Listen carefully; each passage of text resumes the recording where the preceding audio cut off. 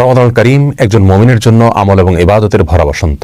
বছরের অন্য সময়ের আমল এবং ইবাদতের ঘাটতি পুষিয়ে দেওয়ার জন্য রমাদান হলো সবচাইতে মোক্ষম সুযোগ। এজন্য রমাদানকে সবচাইতে পরিকল্পিতভাবে এবং রুটিন মাফিক যদি আমরা কাটাতে পারি, তাহলে ইনশাআল্লাহ বিসমিল্লাহ রমাদান আমাদের জন্য অর্থবহ হবে এবং আমাদের সারা বছরের ইবাদতের ঘাটতি পুষিয়ে নিতে সহায়ক হবে। রমাদানের 24টা ঘন্টা কিভাবে কাটাবো সে প্রসঙ্গে একটি রুটিন প্রস্তাব করব ইনশাআল্লাহ বিসমিল্লাহ।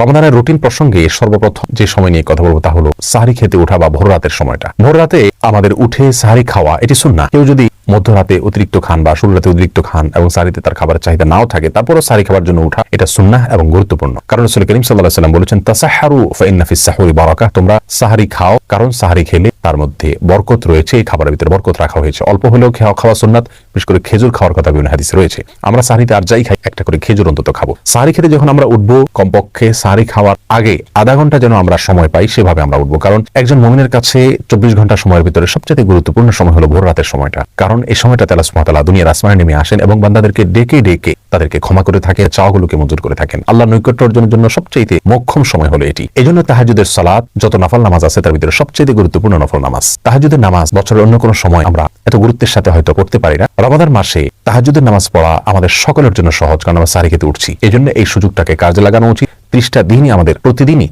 একটা সময় বরাদ্দ থাকা উচিত তাহাজ্জুদ আমাদের জন্য। 2 রাকাত করে তাহাজ্জুদ পড়বো আমরা। বিশেষ কোনো সূরা কেরা ঠিক করা নাই, যে কোনো সূরা দিয়ে আমরা সাধারণভাবেই পড়বো। তাহাজ্জুদের নামাজ পড়ছি, শুধু এটুকু নিয়ে থাকলে চলবে। মনে মনে আমরা 2 রাকাত করে পড়বো। 2 রাকাত, 4 রাকাত, 6 রাকাত, 8 রাকাত, যতটুকু তৌফিকে পড়বো। প্রত্যেকটা রাকাত খুব দীর্ঘ করার চেষ্টা করব। দাঁড়িয়ে লম্বা কেরাত পড়ার চেষ্টা করব, আস্তে আস্তে পড়ার চেষ্টা করব। খুব বেশি লম্বা কেরাত মুখস্থ না থাকলে একটা সূরাই বারবার পড়তে পারি, কোনো অসুবিধা নাই। এবং রুকুতে যখন যাব তাসবিহ অনেকবার পড়বো, আস্তে আস্তে পড়বো। রুকু থেকে দাঁড়িয়ে আবার দীর্ঘ সময় অপেক্ষা করব, সিজদা এরকম লম্বা করে করব, উঠে বসে আবার অপেক্ষা করব। এভাবে প্রত্যেকটা রোকনকে যত ধীরস্থিরতার সাথে করা যাবে, তাহাজ্জুদের মান তত বেশি, যে কোনো সালাতের মান তত বেশি উন্নত হবে। আমাদের আয়েশা রাদিয়াল্লাহু তাআলা আনহা রাসূল আকরাম সাল্লাল্লাহু আলাইহি ওয়াসাল্লাম তাহাজ্জুদ প্রসঙ্গে বলেছেন, লা তাসআলু আন হুসনিহিন্না ওয়া তুলিহিন্না, তিনি যে নামাজগুলো পড়তেন রাতে, সেগুলোর সৌন্দর্য আর সেগুলোর দৈর্ঘ্য নিয়ে আর বলো না।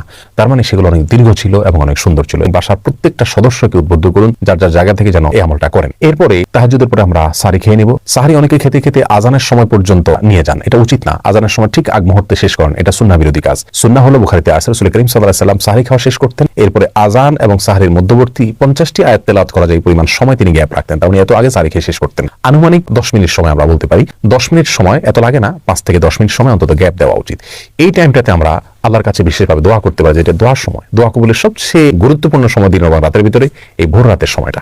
এই টাইমটাতে আমরা খাবার শেষ হয়ে গেলে দোয়া মাশগুল হয়ে যাই, অথবা খাবারের আগেও দোয়া করতে পারি, কিন্তু আল্লাহর কাছে দোয়া করা উচিত এবং চোখের পানি ফেলা উচিত। দোয়ার জন্য সবচেয়ে উত্তম হবে আমরা যদি নির্জনে কোথাও চলে যেতে পারি। প্রয়োজনে বাসার ছাদে চলে যাওয়া যেতে পারে, প্রয়োজনে বাসার কোনো একটা কোনায় চলে যাওয়া যেতে পারে, কোনো একটা কক্ষে যেখানে কেউ না, সেখানে নিরিবিলি আমরা আল্লাহর কাছে আমাদের চাওয়াগুলো পেশ করতে পারি, চোখের পানি ফেলতে পারি। আমাদের দুরবস্থার জন্য আল্লাহর কাছে ফরিয়াদ করে চোখের পানি ফেলে আমরা কান্নাকাটি করে দোয়া করতে পারি, আমাদের সার্বিক চাওয়াগুলোকে আল্লাহর কাছে পেশ করতে পারি। এটা হলো রমাদানের রুটিনের জন্য সবচেয়ে ইম্পর্টেন্ট সময়, যে সময়টাকে আমাদের খেয়াল করা উচিত এবং খুব সুন্দরভাবে পরিকল্পনা করে কাটানো উচিত। এরপরে ফজরের আজান যখন হয়ে যাবে, আজানের পরে আমরা 2 রাকাত সুন্নাত পড়বো। সুন্নাত পড়ার পরে নবী সাল্লাল্লাহু আলাইহি ওয়াসাল্লামের সুন্নাত ছিল ফজরের 2 রাকাত সুন্নাত পড়ার পরে তিনি কিছুটা বিছানায় মাথা দিতেন, একটু হালকা ঘুমাতেন না, কিন্তু কিছু সময়ের জন্য রেস্ট করতেন, সেটা 2-4 মিনিট হতে পারে। আমরা কিছু সময়ের জন্য হালকা একটু গড়াগড়ি করে বা বিছানায় যদি মাথা দিয়ে, তাহলে সুন্নাহ আদায় হয়ে যাবে। এরপরে উঠে আমরা ফরজ নামাজ পড়বো। ফজরের ফরজ নামাজ পড়ার পর আপন জায়গা যেখানে নামাজ পড়েছি সেখানে বসে থাকবো এবং সম্ভব হলে সূর্য উদয় হওয়া পর্যন্ত অপেক্ষা করব। সূর্য উদয় হওয়া পর্যন্ত এই টাইমটাতে বসে বসে সকাল সন্ধ্যার যে জিকিরগুলো আছে সেগুলো করব। সকাল সন্ধ্যার জিকির নিয়ে আমাদের বই আছে এবং সেটার পিডিএফ কপি পাওয়া যায় আমাদের ওয়েবসাইটে আসুন্নাহ ফাউন্ডেশন, সেখান থেকে আপনারা ডাউনলোড করে নিতে পারেন। অথবা নবী আলাইহিস সালামের সকাল সন্ধ্যার দোয়াগুলো যে কোনো বই থেকে আপনি সম্ভব হয় সেগুলো মুখস্থ করে নিয়ে পড়বেন এবং সূর্য ওঠা পর্যন্ত আপন জায়গায় বসে থাকবেন। সূর্য ওঠার 10-15-20 মিনিট পরে আপনি 2 রাকাত নামাজ পড়বেন, সেটা সালাতুল ইশরাক। এই নামাজটা আপনি পড়ার কারণে আল্লাহ সুবহানাহু ওয়া তাআলা আপনাকে একটি পূর্ণাঙ্গ উমরার সওয়াব দিবেন। তিরমিজিতে বর্ণিত হয়েছে যে ফজরের পরে আপন জায়গায় বসে থেকে যদি এভাবে জিকির আজকার করা হয় এবং শেষে যদি 2 রাকাত নামাজ পড়া হয়, অর্থাৎ ইশরাকের নামাজ, তাহলে এর মাধ্যমে এই সওয়াবটা আমরা পাবো।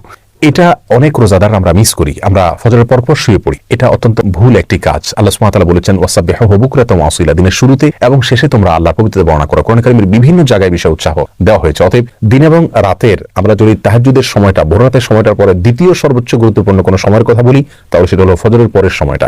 অথচ এই সময়টাতে আমরা রমজান মাসে বেশিরভাগ মানুষ শুয়ে যাই, এটা ভুল। যদি শুইতে হয়, ঘুমাইতে হয়, আমরা সেটা কিছুক্ষণ পরে ঘুমাবো, কিন্তু ফজরের পর ঘুমাবো না, জিকির আজকার এবং তাসবিহ তেলাওয়াতে মাশগুল থাকবো ইনশাআল্লাহ বিইذনিল্লাহ।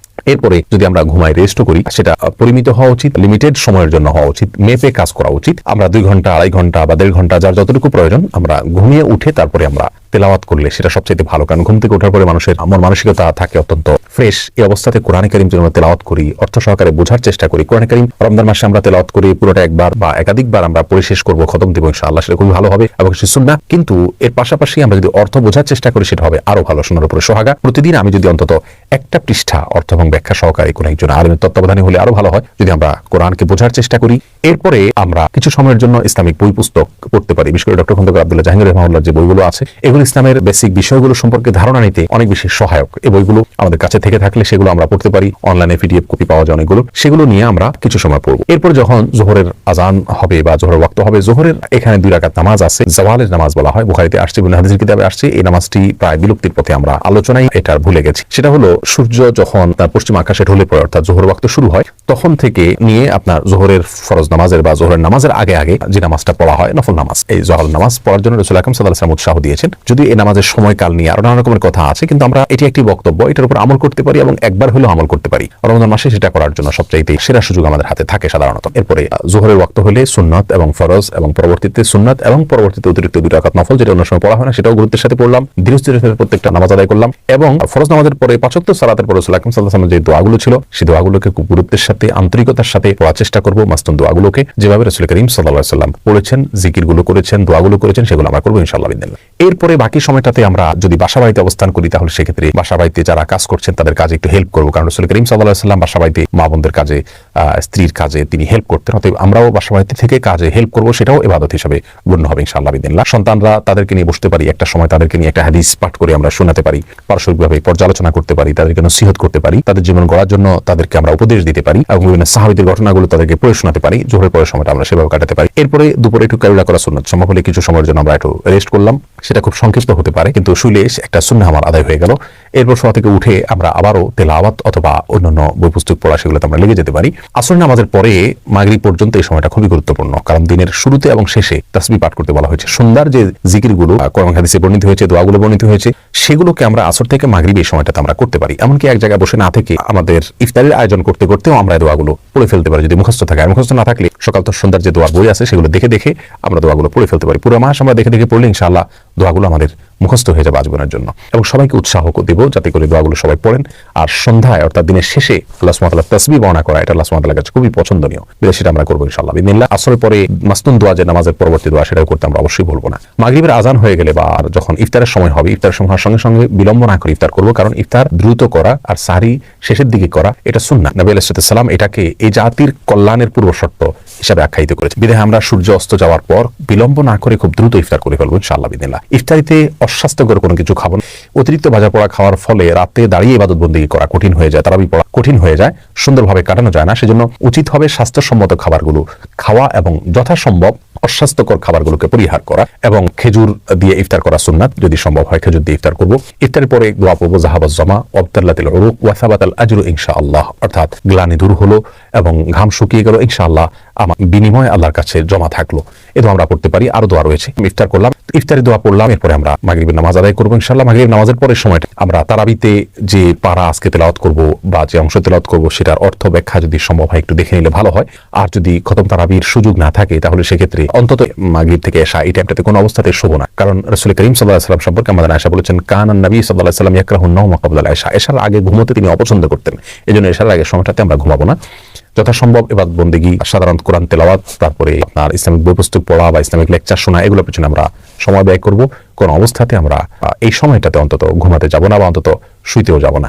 এরপরে এশা নামাজ আদায় করে, তারাবি নামাজ আদায় করে খুব ধীরস্থিরতার সাথে তারাবি শেষ করবো, খুবই আস্তে আস্তে করার চেষ্টা করবো ইনশাআল্লাহ। রাতের খাবারটা এশার আগে খেয়ে ফেলতে বলে ভালো হয়। আর যদি এশার পরেও খাই, তাহলে বিলম্ব না করে এশার পরে দ্রুত শুয়ে পড়বো। এশার পরে অন্য কোনো কাজ না করাই উত্তম, কারণ কারণ নবী সাল্লাল্লাহু আলাইহি ওয়াসাল্লাম ইয়াকরাহুন নাওমা ক্বাবলা আল-ইশা ওয়াল হাদিসা বাদা, এশার পরে তিনি কথাবার্তা বলা পছন্দ করতেন না। তবে হ্যাঁ, স্বামী স্ত্রীর কথাকে প্রশংসনীয় বলেছেন, তিনি নিজেও স্ত্রীর সাথে কথা বলতেন, সেটা ভিন্ন কথা। কিন্তু সচরাচর আড্ডা এগুলো আমরা করতে যাব না। টেলিভিশন অথবা সোশ্যাল মিডিয়াতে স্ক্রল করা, এগুলো থেকে আমরা বেঁচে থাকবো। এশার পরে খুব দ্রুত আমরা শুয়ে পড়ার চেষ্টা করবো, তাতে ভোর রাতে আগে আগে উঠা আমাদের জন্য সহজ হবে। পরিকল্পনা করে কোরআনে কারীমের জন্য প্রতিদিন 1 পারা 1 পারা করে বা 1.5 পারা করে বা 2 পারা করে, যার যতটুকু তৌফিক কুলায় আমরা বাজেট করব, বরাদ্দ করব এবং সে অনুযায়ী আমরা প্রতিদিন ইনশাআল্লাহ বিদিনিল্লাহ কোরআন তেলাওয়াত করে যাব এবং সময় ফিক্স করে নেব যে কোন টাইমটাতে আমি করবো। আমি কি ঘুম থেকে উঠে সকালে করবো, নাকি জোহরের পরে করবো, নাকি মাগরিবের পরে করবো, এই সময়টা আমরা ফিক্স করে নিব ইনশাআল্লাহ বিদিনিল্লাহ। আল্লাহ আমাদের সকলকে এই রমাদানে বেশি থেকে বেশি উত্তম থেকে উত্তমতর ইবাদত করার তৌফিক দান করুন। আর সবচেয়ে গুরুত্বপূর্ণ ইস্যু হলো রমাদানে গুনাহ থেকে বেঁচে থাকা, কারো গীবত পরচর্চা যেন না হয়, টেলিভিশনে মোবাইলে হারাম কোনো জিনিস যেন দেখা না হয়, শোনা না হয়, এই বিষয়গুলোর প্রতি খুব বেশি খেয়াল করব। তাকওয়া চর্চাই হলো রমজান সিয়ামের সবচেয়ে বড় উদ্দেশ্য। আল্লাহ তাআলা আমাদের সকলকে সেই উদ্দেশ্য সাধন করার তৌফিক দান করুন। রমজানের প্রত্যেকটা মুহূর্তকে সঠিকভাবে ভালোভাবে কাটানোর তৌফিক নসিব করুন। মা বোনরা যারা কাজকর্ম করবেন, রান্নাবাড়া করবেন, এর ফাঁকে ফাঁকেও তারা তাসবিহ, তাহলিল, জিকির এগুলো চালু রাখবেন। কারণ বিনা উযুতে তাসবিহ তাহলিল করা যায়, দুরূদ পাঠ করা যায়। যে সমস্ত জিকিরগুলো বিশেষ করে উৎসাহ করা দেওয়া হয়েছে কোরআন এবং সুন্নাহ নির্যাস, যেগুলো যেমন দুরুদ, ইস্তিগফার, তারপরে দোয়া ইউনুস এবং ইয়াদাল জালাল ওয়াল ইকরাম, এরকম আরো অনেকগুলো দোয়া আছে, সেগুলোকে আমরা চলতে ফিরতে, উঠতে বসতে সবাই করতে থাকবো। আল্লাহ তাআলা আমাদের সবাইকে তৌফিক দান করুন। আসসালামু আলাইকুম ওয়া রাহমাতুল্লাহি ওয়া বারাকাতুহু।